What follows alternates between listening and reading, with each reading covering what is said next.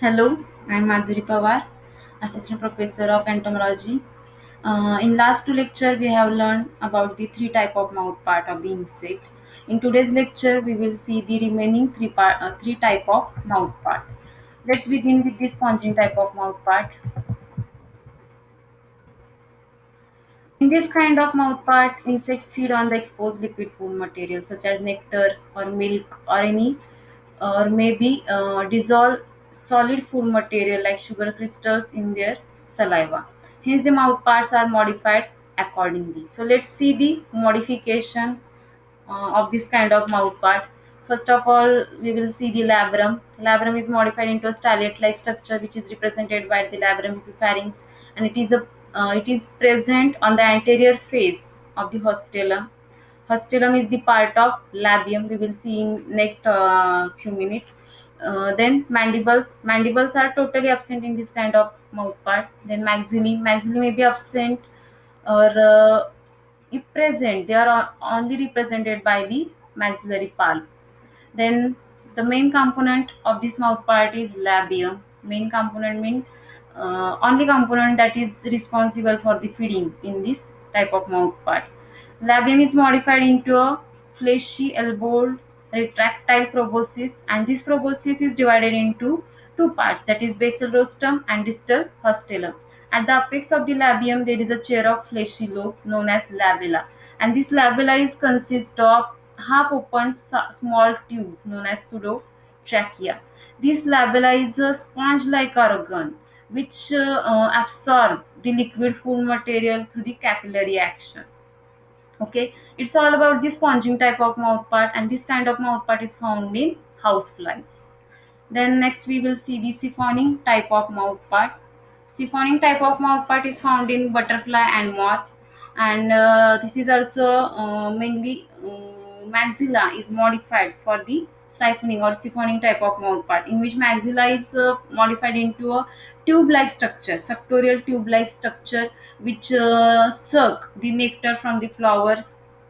So let's see the modification in the siphoning type of mouth part. First of all, labrum. Labrum is a small transverse band with extremely narrow reduced plate. That means labrum is modified into a small transverse band-like structure or narrow reduced plate-like structure. Mandibles are totally absent. Maxilla, as I explained you earlier, that is maxilla is the main component of this kind of mouth part. Maxilla is let's see the modification in the maxilla. The only component from the maxilla is gallia is modified or greatly developed. The gallia of the maxilla is modified into a cylinder hollow tubular structure which remain as an elongated coil proboscis underneath the head during non-feeding or during the resting period. This proboscis is composed of immense number of sclerotized and incomplete rings. The two halves of the proboscis form a suctorial tube through which nectar is sucked, while lacinia are atrophied, and another component of the maxilla are also atrophied or absent.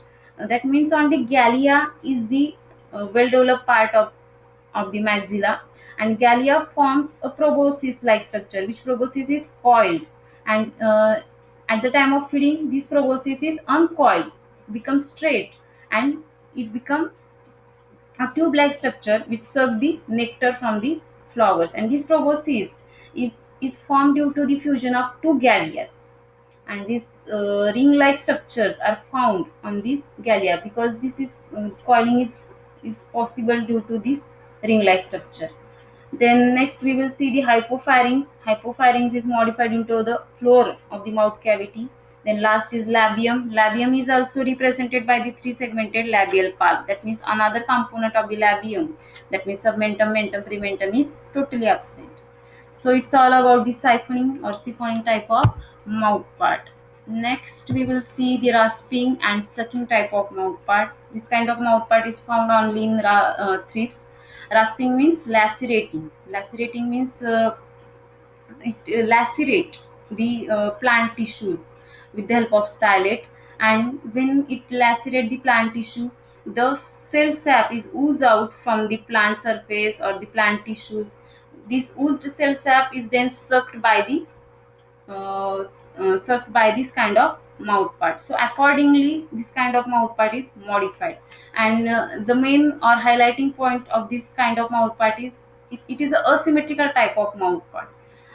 In all about type of mouth part, we see the pair of mandible, pair of maxillae, but in this only a single mandible is present. That means right mandible is always absent, only left mandible is present. Hence, it is called as asymmetrical type of mouth part. So first, see the modification in the labrum.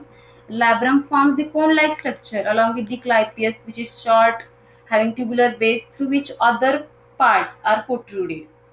That means labrum is modified into a cone-like, small cone-like structure with the help of clypeus or along with clypeus. It means labrum and clypeus both are responsible for forming the mouth cone. Next, we will see the mandibles. As I told earlier, the right mandible is always absent in this kind of mouth part, while left mandible is sclerotized and modified into a stylet-like structure. Then maxillae are modified to form a pair of plate along with stylet. That means maxilla are modified into a plate-like structure which bears at its anterior surface stylet-like structure. And this structure, that means this plate-like structure, forms the side wall of the mouth cone. The function of this side wall is to avoid the leakage of the liquid from the mouth cone, and the stylet present on this plate, anterior surface of the plate, is also helpful for the lacerating the plant tissue. Then last, we will see the hypopharynx. Hypopharynx forms the floor of the mouth cavity. It's all about the rasping and sucking type of mouth part. Thanks for listening my lecture.